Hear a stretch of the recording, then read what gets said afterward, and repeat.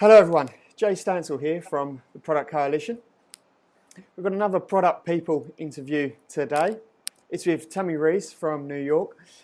From a personal perspective, reading Tami's LinkedIn and experience, she's a product management heavyweight. I think it's about 10 years of product management experience, and not many people can say that. I'm really looking forward to personally learning from Tami this morning, from her experiences, stories, tips and tricks around product management. I'm going to try and keep this nice and punchy for you, but I'm sure I could quite easily talk for a long while with Tami. So let's go across now to join Tami in New York. Good morning, Tami. Thanks for joining me in Melbourne. And good evening. Good evening, morning. Tami, thanks for your time. Let's get started with, could you tell us a little bit about your background? And no one seems to ever just arrive straight out of uni or school into product management. Can you tell us a little bit about your background and what the pathway was like for you? Sure. I started in university as a physiology major. So my background is in how the human body and the systems work, which when I go to interviews, I say things like, well, the integrated systems of the human body are incredibly similar to an SOA diagram of Wow. APIs in technical systems nowadays. And it's true. It's part of the reason why I understand those things. But when I left, I went to business school with intentions of owning my own physical therapy practice.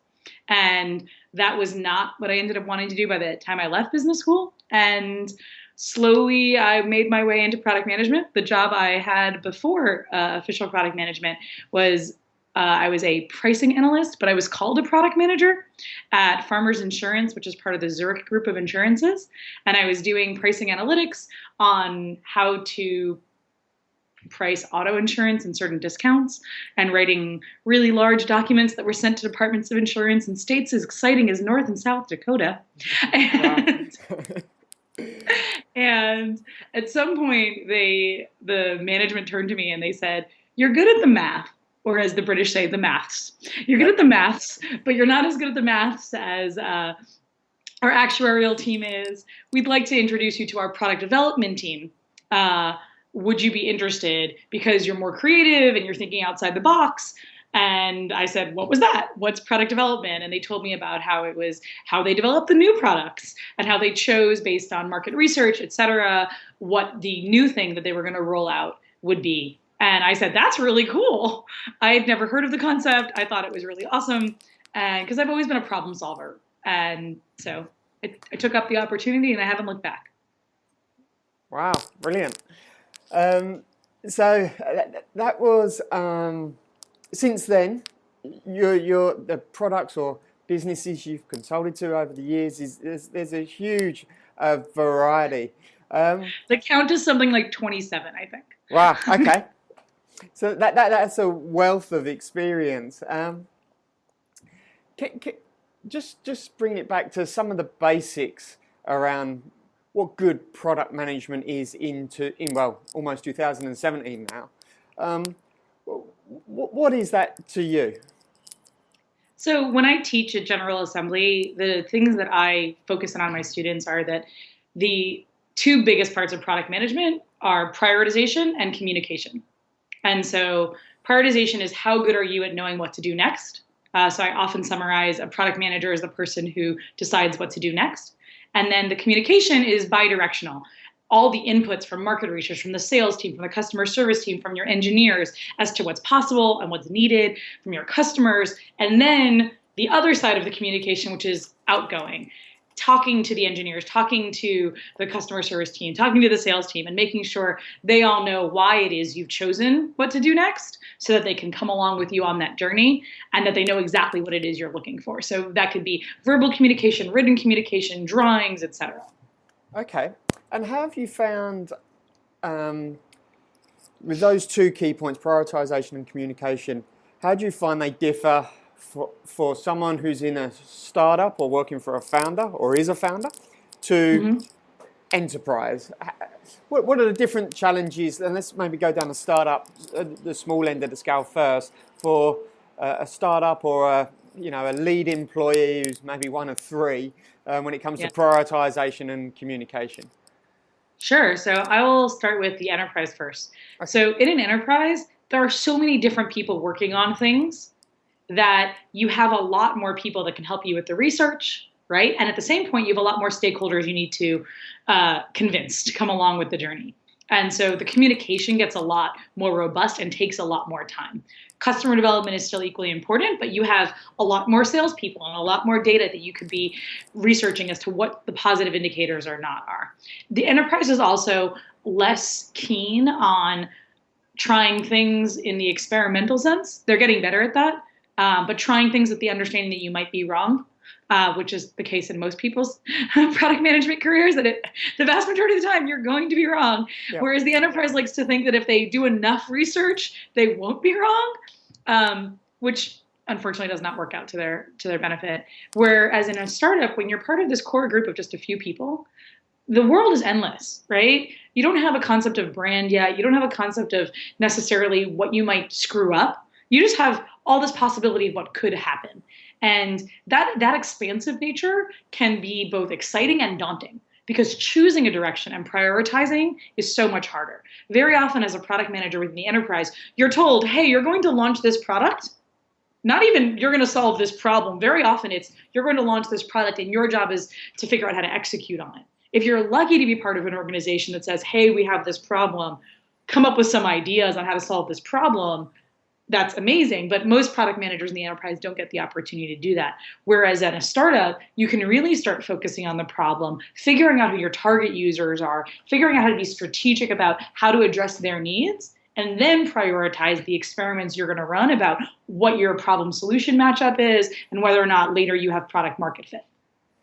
Okay, this is really interesting. So we had on last week when I was talking to Terry, a service designer, a similar conversation around design thinking in the enterprise and how it creates an opportunity through experimentation and through having real conversations with real people, good products, but also products or experiments that fail.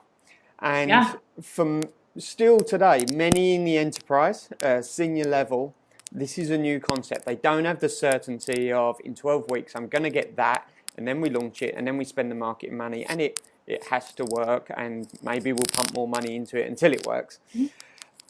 What are some of the, and that is a real problem that still exists today. How do you go about constructing that conversation with an executive who has never experimented before? And there's some overlap here between lean and product management and some ways of working and service design. How would you construct that conversation if you were sat down opposite someone today who is looking at an experiment for the first time instead of just an engineering team building and launching? So there are two sides of it. One is that lean and the experiments are very geared towards minimizing risk. So very often I'll ask them, has every product you've ever launched been incredibly successful or as successful as you anticipated? And no one ever says yes to that, right? And so when you talk to them and you draw that like risk curve of if you just go towards launch, this is what your risk looks like. But if you can do the cycles of experimentation and minimize risk along the way, that's where you get the biggest benefit. Because I think everyone knows that at some point they launched something and they invested millions of dollars in the wrong thing. Right? So how can you invest $100,000 because it's the enterprise and they're actually going to invest that much into research, $100,000 in something that prevents you from investing $3 or $5 million.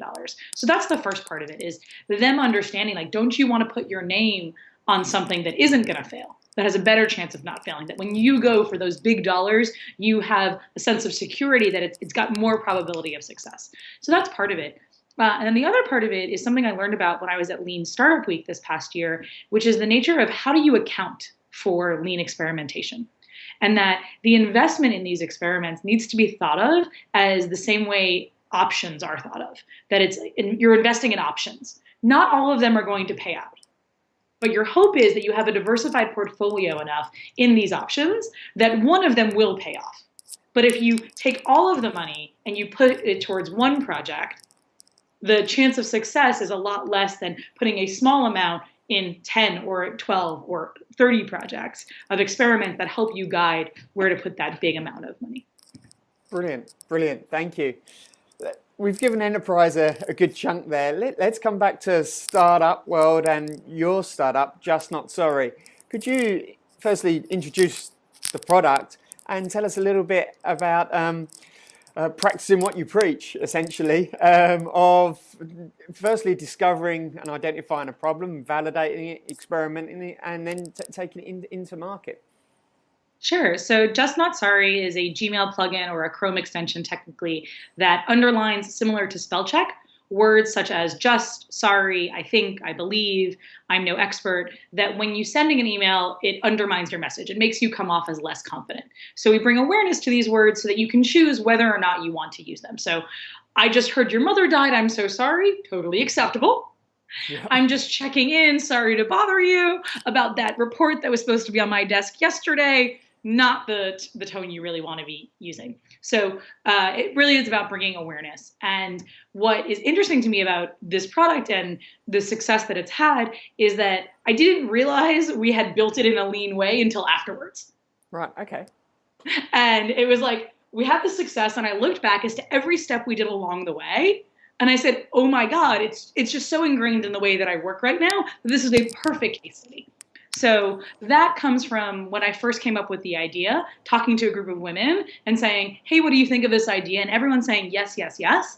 But Steve Cohen having taught me that that is not validation. There's a lot of false positives out there in the world. And until someone's willing to give you time, money, or social capital, it's not real validation. And so there was a woman in that audience who worked for a PR firm called Small Girls PR. And she said, not only do I love this idea, I'll give you free PR. And that was real validation. Wow. And then as we even started alpha, beta testing with people, they said, when can I give this to somebody else? The only thing that's problematic with Just Not Sorry is that we have very minimal analytics on it. Right, okay. Because in order to get really good analytics, we would have needed to be reading people's emails and really tracking what people were writing. And that was a security concern that was way too high risk for the nature of this project. And so we just know the number of people that have downloaded. Yep. And that's what we know. And that's a great number. And unfortunately, we don't have any more information. What I am doing right now that's more data-driven is I'm talking to chief diversity officers at big enterprises to see if we can get it onto Outlook. Because you can't just put it onto someone's computer when it comes to Outlook. Yep. The CIOs of the world need to bless it and things of that sort. So we're talking to them about understanding what's really involved and what do we need to build into the product in order to make it available on Outlook, because that's where work email still lives for millions and millions of people. Wow, brilliant. I suppose that in itself shows from a line of thinking, you didn't build this product to get it in, to make it the Yammer of writing good emails. This is a sincere product with a sincere problem, and the scale is a byproduct of solving a really good problem. And I think that it actually comes back to the nature of simple design and simple solutions, right? There are tons of people who say, wouldn't it have been great if you could choose what words you type in and what gets highlighted and much more flexibility? Absolutely. But that, to a certain degree, is feature creep. It's scope creep on this MVP of a product. And what's amazing is that our product's been successful even without that. Because as much as there are people who want that, there's tons of people who are like, hey, if I could just be more aware of the most basic, most common things, how awesome is that? And even the nature of the code, we open sourced it. So within a week or so, the list of original 6 phrases got expanded to try and trying. That also was something we highlighted. And then there was another few people who contributed some more. So our list now I think has like 14 or 15 phrases that are highlighted. And that came from the community, right? Because the open source community said, I also want this. And there's nothing more direct customer development than a person who's willing to write the code so that it can actually work. Yeah, that's testament of success, definitely. We've that community management. How do you find, if I think back to product management 10 years ago, we didn't have, or even longer, the ability to interact with customers or potential customers or former customers in the same way we do now. And I do know as well, not so much in the startup world, but the bigger the company that gets, the harder it is for a product manager, depending on their passion, to want to talk to real people, to make that communication leap. Is it something that you still see as valuable at a startup level when you're trying to validate a product and a market fit as it is in the enterprise? Right. I think it's valuable at both levels. Definitely for the enterprise, because if you're about to launch something to tens of thousands of users very often, make sure you've talked to some of them to make sure it isn't going to piss them off. That it's going to get them excited, because you've got a lot more at stake. In the sense that, like, your company won't go down, but your team might get really poorly judged. In the startup sense, if you aren't launching something that has customer input on it, there's a good chance you won't have runway, right? Like, people very often say that by the end of your seed round, you should have a better understanding of the problem and the kinds of solutions you want to be designing. By the end of your Series A, you should have problem solution fit. By the time you're raising a Series B, you should have product market fit, right? So if those are all around the customers, those are all around, is what we're building resonating with our users? Is what we're building resonating with the people who are going to pay for this? Are they willing to pay for it? And I mean, that's in the case of a venture-backed startup. But the same thing happens if you're hoping to actually charge people and be a solvent startup that's profitable and successful in its own right. So I think that with a startup, it becomes even more crucial and really important to not only understand the problem, but what the current solution landscape is. So who are your competitors? Is your competitor? It might not necessarily be technology. It might be your competitor is a pen and a Post-it, right? So, like, what are people doing right now to solve this problem? And are they willing to change their behaviors to use your item? Brilliant. Okay. So when you're collecting you're learning all of the time from customers, can we talk just a little bit about your daily life? What tools are you using to collect, distill, make sense of all of this information? Where are you typing it in, or is it Post-its, or how do you find what works for you to bring information together and then make sense of it? So it depends on the nature of the product and who the users are. Okay. So in enterprise products, which I've worked a lot with, very often I'll set up a regular meeting with the customer service team and the sales team and the marketing team. But marketing is less often. But the sales team, finding out from them who they're going up against to understand your competitive landscape, what it is the features are that customers are saying, I can't buy your product unless it has this feature, right? And understanding those trends, because that's the future leaning product.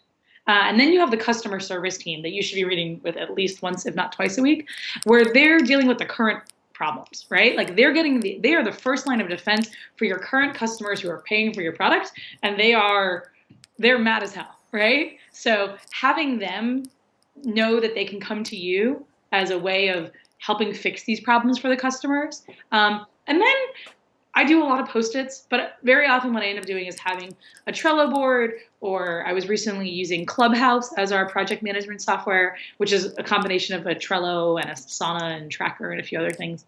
But where really all ideas go in there, and then I would write those on Post-its in a meeting where we were collaborating with those teams and saying, okay, like, how are we supposed to be prioritizing this, right? Because the understanding is just simply because an idea comes in, not everything gets solved immediately. Some things have to boil up. Sometimes a trend has to develop. And also, it's really important that the rest of your coworkers understand that simply because you're saying no to them doesn't mean you aren't saying yes to something else. And that they're part of that communication and that experience of understanding why something got to the top of the list and why something isn't. Very often I'll use what are known as information radiators. So once the Post-its have been chosen, I'll stick them up in a place where the entire team can see it and they can see them move, because not everyone signs into a Trello or a Tracker or an Asana or whatever it is you're tracking. Like, that isn't their job. That's your job. That's a communication tool for you and the tech team, for the design team. But the rest of the company wants to be able to see epic level what's going on. And so making sure that that's available is really important. Brilliant. Thank you. Tami, thank you so much for sharing knowledge. As I said at the start, I knew I could talk to you for a long while, but I will let you get on with your Friday evening there in New you don't York. want to talk about lean versus lean and agile? If can you fit it in? Yeah, Yeah, absolutely. let's do it then. Yeah, please. Thank you. So that post up on my LinkedIn, I wrote while I was at Pivotal Labs, one of the first few months I was there, and it ended up on the Pivotal Labs homepage, and it got lots and lots of hits. And it turns out that there's a lot of confusion as to what is lean and what is agile, and when are you working lean versus agile, and can you do one without the other, and what does lean and agile look like together? And so I recommend reading it. It's a short post, but the concept of lean is how do you minimize risk through experimentation and continuous improvement. And you can do that even in a waterfall method, right? Like, how can you have experiments to begin with? And then you can write a 150-page spec and then launch your product. It's not the best way to do lean, but it's an option. Agile is about breaking down things into smaller bits and making sure that along the way, hopefully, it's a functional product. That it's a methodology for building. And together, they are a methodology for building small and using each of those small builds as an experiment with your customers to understand whether or not you're heading in the right direction, and changing direction when you learn that you're heading in the wrong direction. And so that's what lean and agile is together. It's the continuous building of small things and learning along the way through experiments, through feedback loops, to know, am I heading in the right direction, and not being married to my 150-page spec anymore at any point saying, hey, it's time for us to make a left turn. Okay, so brilliant. The ability to make choices much earlier, change the future. But to make those choices based on customer development is where lean and agile come together.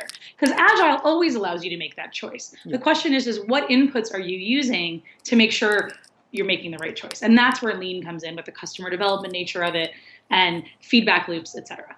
Brilliant. Okay, thank you. Thank you. I think that was my first encore that I've got out from an interview. I'm going to write that down as an encore. I should start adding encores to more interviews, I think, actually. They can become little snippets, like 30 seconds of product management. A bonus section, yeah. Brilliant. Well, thank you so much for having me. This has been a lot of fun. It's been a real pleasure. Thank you so much. For those watching, I'll add Tami's details to the bottom underneath on YouTube, and to the Medium article and letter that we'll get out. But for now, have a fantastic Friday evening, Tami. And enjoy your Friday. Have a great weekend. Thank you. Bye-bye. Bye, everyone. Okay, I told you it was going to be punchy, and I really think it was. Thanks to Tami for giving up some of her Friday evening there in New York. It's some real interesting points that we went through, and I always enjoy talking about some of the details, the day-to-day parts of how product managers work, as well as switching between enterprise and startup, because I know so many of our followers who are product managers, designers, or engineers exist at different points along that spectrum. So I'll continue to try and get those questions out to who we interview, and always represent either end of that spectrum and in between where possible. But that's all from now. I'm going to go and enjoy my Saturday morning, and I look forward to sharing another interview with you again soon. Thanks. Bye-bye.